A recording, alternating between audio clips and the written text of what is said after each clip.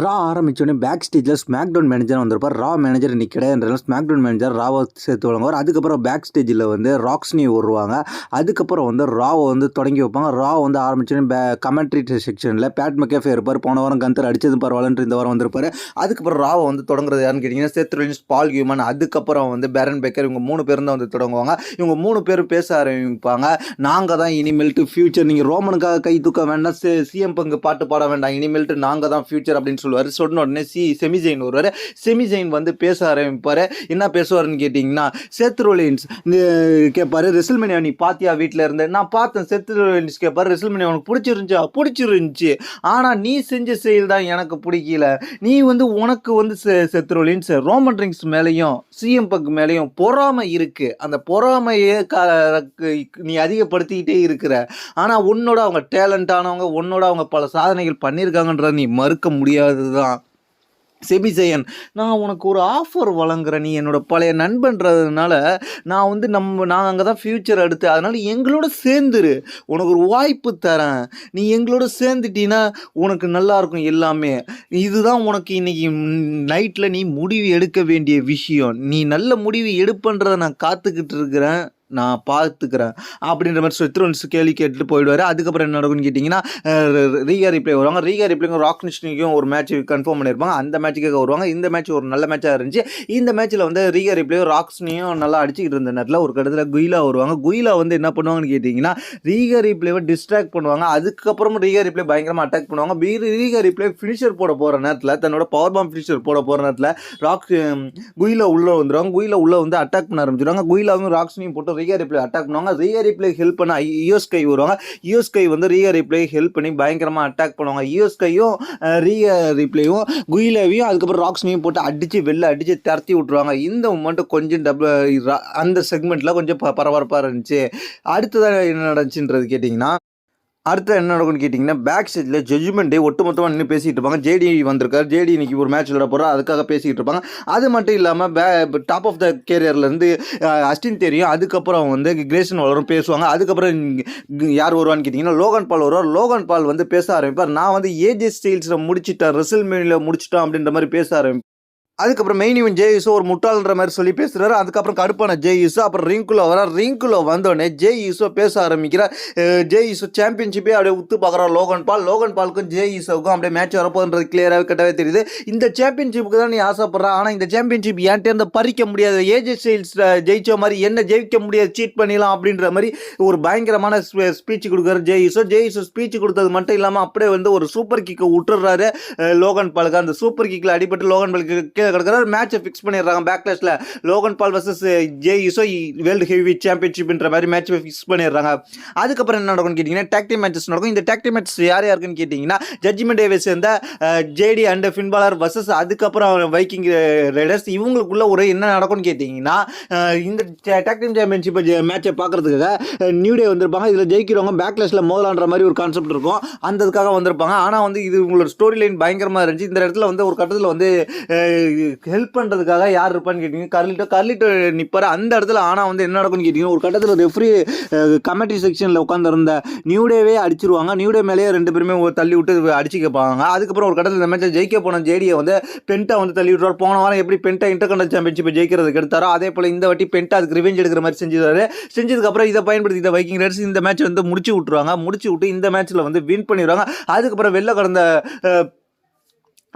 JD கிட்ட பென்ட்டா வந்து அப்படியே டான்ஸ் ஆடி வெறுப்பத்தி காமிச்சிட்டு இருப்பார். அதுக்கப்புறம் என்ன நடக்கும்னு கேட்டிங்கன்னா, பேக் ஸ்டேஜில் செமிசைனை கன்வேஸ் பண்ணிட்டு இருப்பார் பால் ஹியூமன். அந்த இடத்துல ஓட்டிஸ் உட்காந்துருப்பார். அதுக்கப்புறம் பேரன் கேப்பர் வெளில இருந்துட்டு அப்படியே வைப்பார், சிரிச்சிட்டு இருப்பார்.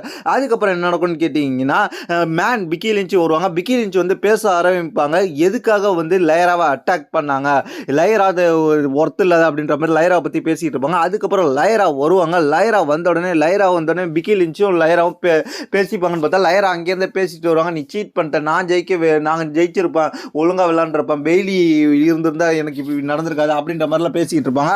அதுக்கப்புறம் உள்ள ரிங்குள்ள வந்தோடனே பிக்கி லிஞ்ச் இறங்கி போயிடுவாங்க. பிக்கி லிஞ்ச் இறங்கி போனோடனே அதுக்கப்புறம் வந்து லயராவுக்கும் பிக்கி லிஞ்சுக்கும் ஒரு சின்ன கான்ட்ரவர்சி உருவாகும். அதுக்கப்புறம் என்ன நடக்கும்னு கேட்டிங்கன்னா, ஒரு கட்டத்தில் வந்து கடுப்பான லயரா பிக்கி லிஞ்ச் கீழே இறங்கி வெளில 2 ரிங் சைடில் நின்னு பேசியிருப்பாங்க. உடனே ஜம்பிங் போட்டு ஒரு அடி அடிப்பாங்க. அடிச்சதுக்கப்புறம் என்ன நடக்கும்னு கேட்டிங்கன்னா, அதுக்கப்புறம் இவங்க 2 பேருக்கும் ஃபைட் நடக்கும். இந்த ஃபைட்டில் வந்து அதாவது என்ட்ரன்ஸ் கிட்ட வந்து லயராவே பிக்கி லிஞ்ச் அடிச்சிருவாங்க. பிக்கி லிஞ்ச் வர்சஸ் லயரான்ற மேட்ச் இப்போ கன்ஃபார்ம் ஆயிருக்கு. இன்டர்கான்டினென்டல் சாம்பியன்ஷிப் மேட்ச் பேக்லாஷ்ல இப்போ கன்ஃபார்ம் பண்ணியிருக்காங்க. அந்த மேட்சுக்காக தான் இவங்களோட ஃபியூடு இப்போ ஆரம்பிச்சிருக்கு. பேக்லாஷ்ல அடுத்தடுத்த மேட்சஸ்லாம் கன்ஃபார்ம் பண்ணிக்கிட்டே இருக்கிறாங்க. அதுக்கப்புறம் என்ன நடக்கும்னு கேட்டிங்கன்னா, பேக் ஸ்டேஜில் பென்டா வந்து மேனேஜர்கிட்ட பேசிகிட்டு இருக்கிற நேரத்தில் என்ன நடக்கும்னு கேட்டிங்கன்னா, பின்னாடியே சாட் கேபிள் வருவார். சாட் கேபிள் வந்து பென்டாவை முறைப்பார். அதுக்கப்புறம் கடுப்பான பென்டா என்ன பண்ணுவான்னு கேட்டிங்கன்னா, சாட் கேபிள் அடித்து தள்ளி விட்டுருவார். தள்ளி விட்டோடனே கீழே விழுந்துருவார். அதுக்கப்புறம் ஐவி தூக்கி விட்டு நிப்பாட்டுவாங்க. அதுக்கப்புறம் என்ன நடக்கும்னு கேட்டிங்கன்னா, அடுத்த மேட்சுக்காக வந்து யார் வருவான்னு கேட்டிங்கன்னா, ஸ்டெப்னி வாங்கி வருவாங்க. அதுக்கப்புறம் ஐவி கூட மேட்ச் இருக்கிறனால வருவாங்க. அந்த இடத்துல வந்து பேக் ஸ்டேஜில் என்ன நடக்கும்னு கேட்டிங்கன்னா, ஒரு ப்ரோமோ வீடியோ காமிப்பாங்க. அந்த வீடியோ யாருன்னு கேட்டிங்கன்னா, ரூஸ்தேவுக்காக. ரூஸ்தேவ் அடுத்த வாரம் வரப்போறான்ற காமிப்பாங்க. அதுக்கப்புறம் வந்து இந்த மேட்ச் ஸ்டார்ட் ஆகும். யார் யாருன்னு கேட்டிங்கன்னா, ஐவி வர்சஸ் ஸ்டெப்னி வாங்கியர். இந்த மேட்ச்சில் ஐவிக்கு சப்போர்ட்டாக யார் வருவான்னு கேட்டிங்கன்னா, சாட் கேபிள் இருப்பார். இந்த மேட்சை பொறுத்த வரைக்கும் ரெண்டு பேரும் நல்லா பர்ஃபார்மன்ஸ் பண்ணுவாங்க. ஆனால் இந்த மேட்ச்சில் கடைசியில் வின் பண்ணது யாருன்னு கேட்டிங்கன்னா, கரண்ட் NXT உமன் சாம்பியனாக இருக்கிற ஸ்டெப்னி வாங்கியர் இந்த மேட்சை வின் பண்ணிடுவாங்க. மேட்ச் என்னமோ நல்ல மேட்சை கொண்டு போனாங்க. ஆனால் ரிசல்ட் என்னமோ வந்து வின் பண்ணது வந்து NXT சாம்பியன் வின் பண்ணிட்டு போயிடுவாங்க.